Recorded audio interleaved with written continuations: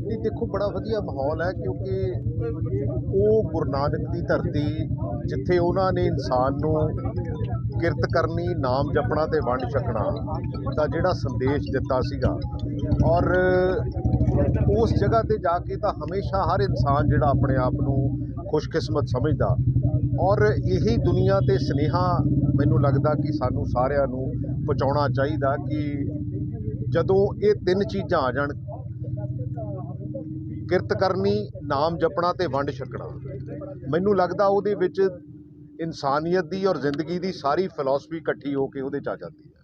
प्रगट जी सिद्धू जी ने एक और कंट्रोवर्शियल स्टेटमेंट दी है उत्थे जाना ही किया कि इमरान खान मेरे वड्डे भरा है उन्होंने मैनू बहुत प्यार दिता होया ते उन्होंने किस तरह देखते हो बीजेपी ने भी अटैक किया गया कि देखो जी राहुल गांधी नू इहो बंदा मिलिया तो सर उस चीज़ नू की किस तरह तुसीं रिएक्ट करोगे सर? पता नहीं वैसे अनफॉर्चूनेट पार्ट है कि असी थोड़े दिन होए आ पाकिस्तान नाल क्रिकेट मैच खेड के हटे हैं असी होर भी स्पोर्ट्स टाइज हमेशा ਜਿਹੜੀਆਂ ਉਹ ਡਿਵੈਲਪ ਕਰਨ ਦੀ ਕੋਸ਼ਿਸ਼ ਕਰਦੇ ਆ ਤਾਂ ਕਿ ਇਦਾਂ ਦੀ ਕੜੱਤਣ ਨਾ ਵਧੇ। ਮੈਨੂੰ ਇਹ ਨਹੀਂ ਸਮਝ ਆਉਂਦੀ ਕਿ ਬੀਜੇਪੀ ਇਹਨੂੰ ਕਿਸ ਐਂਗਲ ਨਾਲ ਦੇਖਦੀ ਹੈ ਔਰ ਇਹ ਬੜਾ ਅਨਫੋਰਚੂਨੇਟ ਪਾਰਟ ਹੈ ਕਿਉਂਕਿ ਜਦੋਂ ਜਿਸ ਧਰਤੀ ਤੇ ਅਸੀਂ ਜਾ ਕੇ ਆਏ ਆ ਉਹ ਹਮੇਸ਼ਾ ਇਨਸਾਨੀਅਤ ਦੀ ਗੱਲ ਹੋਈ ਆ ਉੱਥੇ ਤੇ ਉਸ ਇਨਸਾਨੀਅਤ ਤੇ ਗੁਰੂ ਨਾਨਕ ਦੇਵ ਦੀ ਫਿਲਾਸਫੀ ਅੱਜ ਤੋਂ 552 ਸਾਲ ਪਹਿਲਾਂ जो गुरु नानक देव जी ने कहा सी अज मैनू लगता इंसानियत पूरी टुकती है। बट सर वो मत्था टेकने गए थे इमरान खान की तारीफें करने की क्या जरूरत थी? गुरु नानक के दर पे गए थे, इमरान खान की तारीफें कर रहे हैं वहाँ पर। नहीं बारे तो नहीं पता। देखो गल तो सिर्फ इन्नी की है कि जदों मत्था टेक लिया जो किसी तुहाडे वर्गे उत्थे भी पत्रकार ने किते पुछ लिया होगा क्योंकि देखो मैं मान लो सपोज जे ये तो चलो क्रिकेट वाले सी मैं तो हॉकी वाला सी जे किते शाहबाज किते पाकिस्तान का चीफ मिनिस्टर होवे पंजाब का तो जे किते टाइज हो जाण तो एडी भी कोई गल नहीं है क्योंकि दुनिया के उत्ते हमेशा मैनू तो वो भी दिन याद है जिदण बर्लिन की जिहड़ी दीवार है वो दोनों देश के लोगों ने तोड़ दी सी। खुशहाली की गल है, इंसानियत की गल है। मैनू लगता सानू उहदे तो अगे वधण की जरूरत है। लास्ट टाइम भी जदों गए सीगे उस वेले भी कंट्रोवर्सी शुरू हो गई सी। लास्ट टाइम भी जदों गए सीगे उदों भी नवजोत सिद्धू नूं टारगेट किया गया अज भी गए ने अज भी उन्होंने मैनू लगता इहो जी सानू रादर सानू तो चंगियां चीज़ां ते पहरा देण दी जरूरत है।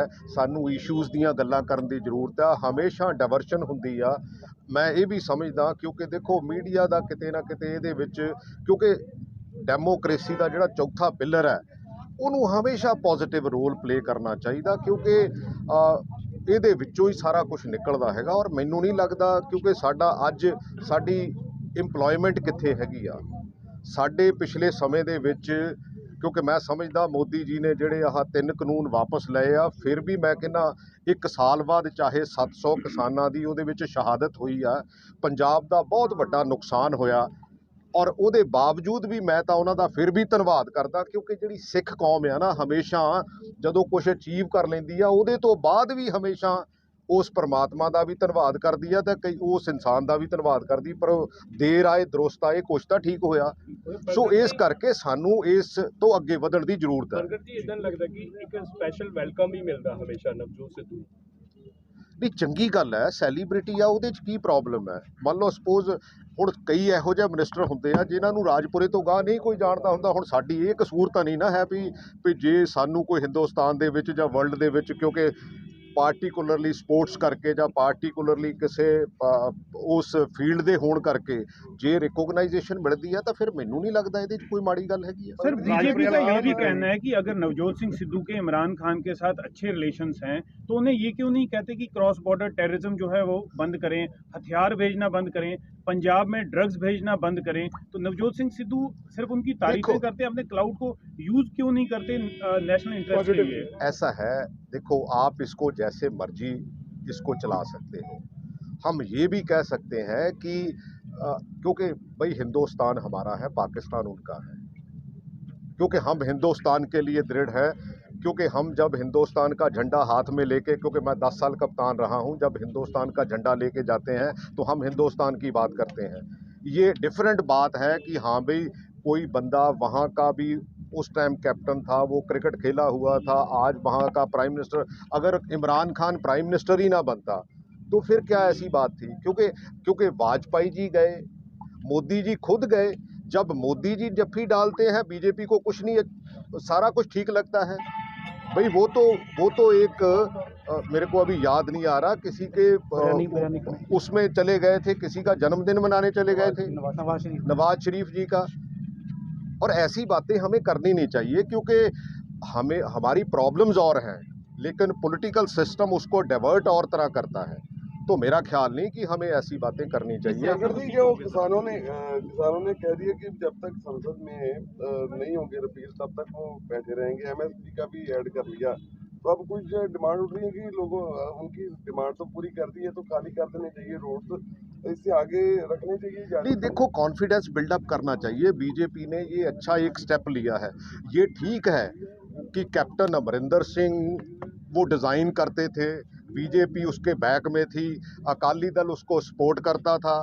ये तो बातें मैं 3 साल पहले क्योंकि मैंने 3 साल पहले शुरू की थी। ये आज बड़ा क्लियर हो गया, क्योंकि कैप्टन अमरिंदर सिंह ने, मेरा ख्याल है कि पूरे पेज की कुछ अखबारों को ऐड दे दी। तो मेरा ख्याल है कि ये पूरा डिज़ाइन था। ये दूसरी बात है कि डिज़ाइन ये पहले नंगा हो गया, डिज़ाइन लोगों के सामने पहले आ गया। नहीं तो कैप्टन अमरिंदर सिंह ने यही करना था। बीजेपी, अकाली दल और कैप्टन अमरिंदर सिंह ये साथ साथ ही डिज़ाइन करते थे।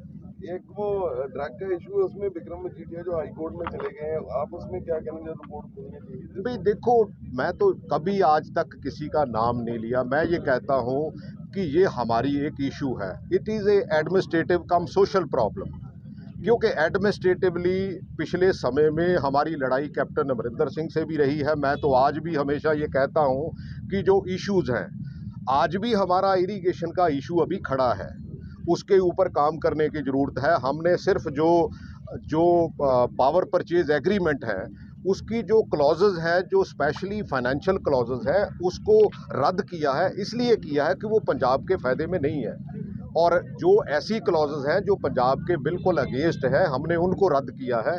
और आने वाले समय में, क्योंकि ऐसा नहीं हो सकता कि पंजाब को हम फाइनेंशियली इतना नीचे ले जाएं और पंजाब का बहुत बड़ा नुकसान हो। प्रगट जी, हुण कैप्टन अमरिंदर सिंह जिहड़े ने वो कांग्रेस के सामने चुनौती पेश करनगे, बीजेपी के नाल सीट शेयरिंग करके आ रहे हैं। इसमें अनड्यू ये ट्रिब्यूनल वो नहीं है।